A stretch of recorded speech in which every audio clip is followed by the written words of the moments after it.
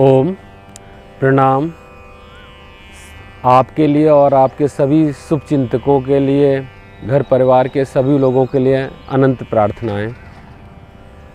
आज जिस महामारी से, कोरोना पैंडेमिक से पूरा विश्व जूझ रहा है, ऐसी स्थिति में हम कैसे तनाव से बचें, स्ट्रेस से बचें और ब्लड प्रेशर को अपने, जिसको हाई ब्लड प्रेशर कहते हैं, हाई ब्लड प्रेशर से बचने के लिए हम वह कौन कौन से योगाभ्यास करेंगे जिससे कि हमारा तनाव दूर होगा, ब्लड प्रेशर नॉर्मल आ जाएगा।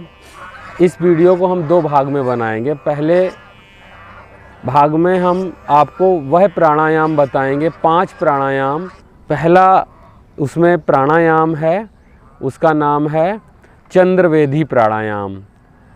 इसको दाहिने हाथ से जब हम चंद्रवेदी, हमारे नासिका के 2 छिद्र हैं, ये एक होता है एड़ा और दूसरा होता है पिंगला, एक होता है सोम और एक होता है सूर्य। तो चंद्र और सूर्य जिनको हम कहते हैं, एक गर्म होता है और एक ठंडा होता है। तो हमारा जो बायां लेफ़्ट साइड जो स्वर है, वो बायां स्वर हमारा चंद्र बोलते हैं। तो उस चंद्र स्वर से जब श्वास लेते हैं और सूर्य स्वर से बाहर छोड़ते हैं तो उसको चंद्रवेदी प्राणायाम कहते हैं। तो दाहिने हाथ से ऐसे नासाग्र मुद्रा बना लेते हैं और अंगूठे से दाहिने नोस्टल को बंद करके बाएं नोस्टल से, बाएं नथुने से श्वास को भरते हैं ऐसे।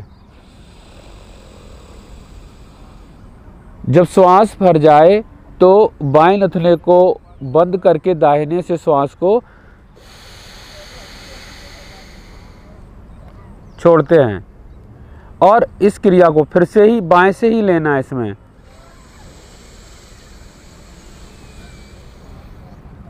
और दाएं से छोड़ना।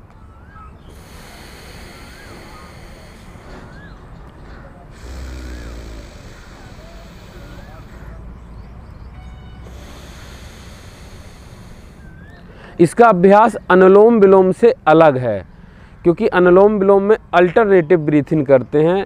बाएं से लिया, दाएं से छोड़ा और फिर दाएं से भरा, बाएं से छोड़ा। इसमें केवल और केवल आपका पूरा कॉन्सेंट्रेट रहेगा कि आपको बाएं स्वर से, बाईं तरफ से श्वास को भरना है और दाहिनी तरफ से श्वास को छोड़ना है। और श्वास को बहुत ही स्लोली मतलब धीरे धीरे लेना है। Soundless breathing. अभी मैं बता रहा था, आपको पता चल जाए कि ये आप ये श्वास ले रहे हैं और छोड़ रहे हैं। आपको बिल्कुल ऐसे साउंडलेस ब्रीथिंग करनी है।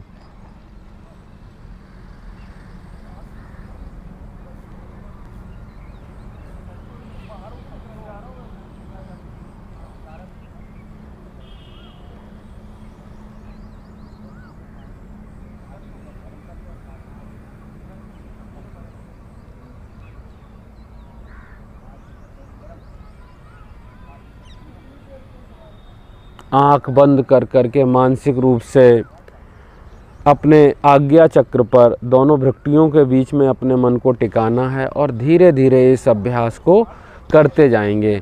तो जब हम इस अभ्यास के जब शुरुआत करें तो ऐसे 21 चक्र कर सकते हैं, 21 और देखेंगे अद्भुत लाभ मिलेगा आप पहले ही दिन से।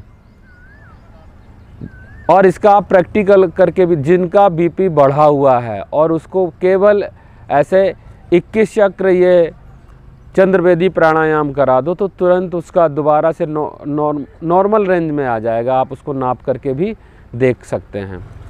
दूसरा प्राणायाम है जिसका नाम है शीतली प्राणायाम। ये भी बहुत ज़बरदस्त है, बहुत अच्छा है।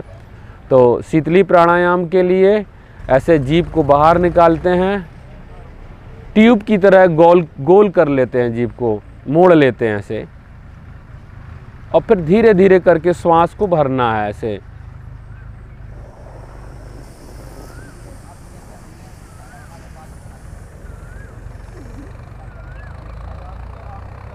जब श्वास पूरा भर जाए तो ऐसे चिन लॉक कर लेते हैं, जालंधर बंद जिसको कहेंगे। श्वास को अंदर भर करके ही रखना है और फिर चिन लॉक को धीरे धीरे खोलते हुए ऐसे राइट नोस्ट्रल को दबा करके लेफ्ट से श्वास को धीरे धीरे छोड़ देते हैं। तो यह आदर्श स्थिति है इस शीतली प्राणायाम की है। और आप सादा वैसे भी कर सकते हैं अगर आपको लॉक नहीं लगाना है। जिनको सर्वाइकल की प्रॉब्लम होती है, वो गर्दन आगे नहीं झुकाते हैं, तो वो सीधे बस ऐसे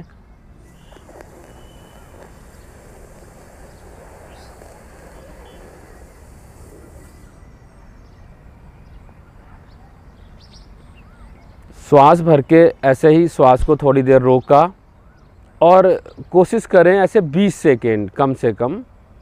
जितनी देर में श्वास भरा है, मान लो 10 सेकेंड में आपने श्वास भरा है तो 20 सेकेंड श्वास को रोकें। उसके बाद धीरे धीरे श्वास को छोड़ दें। तो यह जो इसको दोनों प्रकार से कर सकते हैं।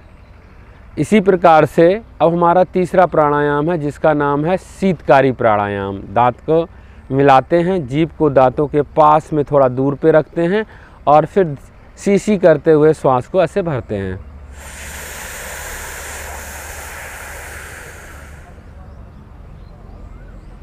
श्वास भर जाए तो श्वास को अंदर भर करके रोकते हैं। चिन लॉक इसमें भी लगा करके थोड़ा रुकते हैं और फिर उसके बाद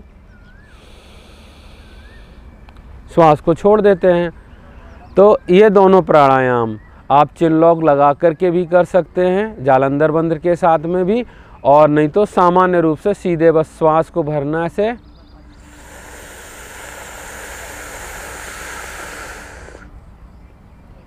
श्वास भर जाए, थोड़ा देर रोकें और फिर धीरे धीरे शुरुआत में 5-5 बार इसको कर सकते हैं। और यह प्राणायाम कई फ़ायदे हैं इसके हमारे शरीर में। इस प्राणायाम के जैसे ये रक्त को शुद्ध करता है, शरीर में बढ़ी हुई गर्मी को शांत करता है, हाई ब्लड प्रेशर को तो नॉर्मल करेगा ही करेगा, और भी बहुत सारे रोग हैं जो यह प्राणायाम ठीक करेगा। हाँ, जिनको कफ और कोल्ड अधिक रहता है वो इस प्राणायाम को थोड़ा कम करते हैं। गर्मियों के दिनों में तो सभी कर सकते हैं, लेकिन जब सर्दियों के दिन आते हैं, शीतकालीन समय में, तो इसको फिर जिनको कफ कोल्ड की प्रॉब्लम होती है वो इसको नहीं करते हैं, या करते हैं तो किसी अच्छे एक योगाचार्य के सानिध्य में इसको कर सकते हैं। तो ये 3 प्राणायाम हो गए। चौथा है भ्रामरी। ये भी बहुत जल्दी हमारे स्ट्रेस को कम करता है। भ्रामरी प्राणायाम के लिए हम ऐसे सीधे बैठते हैं, कोई भी आसन में बैठ जाएं, और ये जो कान का जो निकला हुआ है छोटा सा भाग है, इस पे अंगूठा रखते हैं तो इससे कान बंद हो जाता है। पहली उंगली माथे पर, 3 उंगलियां ऐसे आँखों पर, दोनों हाथों से ऐसे, दोनों इस तरफ से ऐसे दोनों तरफ से ऐसे दबा लेते हैं। और पहली उंगली को माथे पर, 3 उंगलियां आँखों पर, श्वास को भरते हुए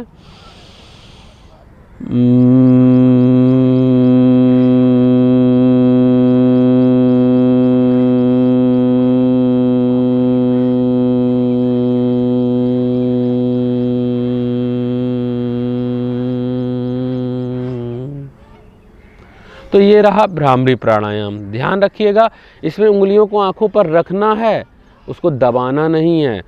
माथे पे उंगली को रखना है, दबाना नहीं है। ये कान ऐसे, जब हम इस कान के तलवे पे ऐसे अंगूठा रखते हैं तो ये कान ऐसे बंद हो जाता है। तो हल्के से दबाव देना है जिससे कि पूरा गुंजन हमें सुनाई दे और पूरा वाइब्रेशन हमारे मस्तिष्क में हो, और यह प्राणायाम हमें तनाव से बाहर ले जाएगा। और इस प्राणायाम को करने से, यदि आप इस प्राणायाम को 11 बार करते हैं तो निश्चित रूप से आपको बहुत लाभ होगा। तो भ्रामरी प्राणायाम ज़रूर करना है। और इसके बाद जो 5वां प्राणायाम है जिसको कहते हैं उद्गीत प्राणायाम, उद्गीत प्राणायाम में ऐसे सीधे बैठ जाते हैं किसी भी एक आसन में, सुखासन, सिद्धासन, पद्मासन। ये सारे प्राणायाम ज़रूरी नहीं कि आप पद्मासन लगाएंगे तभी हो पाएंगे। आप कोई भी आरामदायक आसन में बैठ सकते हैं। जो ज़मीन पे नहीं बैठ सकते वो कुर्सी पर या सोफे पे बैठ करके भी इसको कर सकते हैं। तो अब ऐसे बैठ करके सीधे बैठ गए। ज्ञान मुद्रा, ध्यान मुद्रा, कोई भी एक मुद्रा का चयन किया, आँखों को कोमलता पूर्वक बंद करके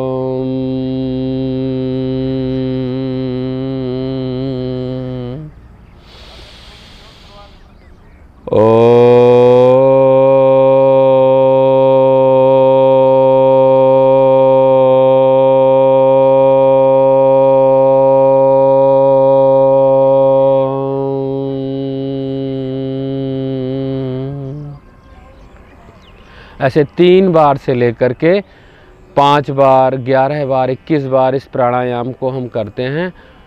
अगर इन सभी प्राणायामों को हम करते हैं तो निश्चित रूप से हम हाई बीपी, जिसको हाई ब्लड प्रेशर और उच्च रक्तचाप कहते हैं, तनाव, टेंशन, दुश्चिंता, इन सब से हम बाहर निकलेंगे और एक अच्छे स्वस्थ समाज का निर्माण करेंगे। तो आज के लिए इतना ही। और इस हाई ब्लड प्रेशर में हम कौन कौन से आसन करेंगे, जिन आसनों को करने से हम इस रोग से पूर्ण रूप से मुक्ति पा सकें, तो वह आसन आपको अगले एपिसोड में बताया जाएगा। तब तक के लिए आपको प्रणाम, अनंत शुभकामनाएं।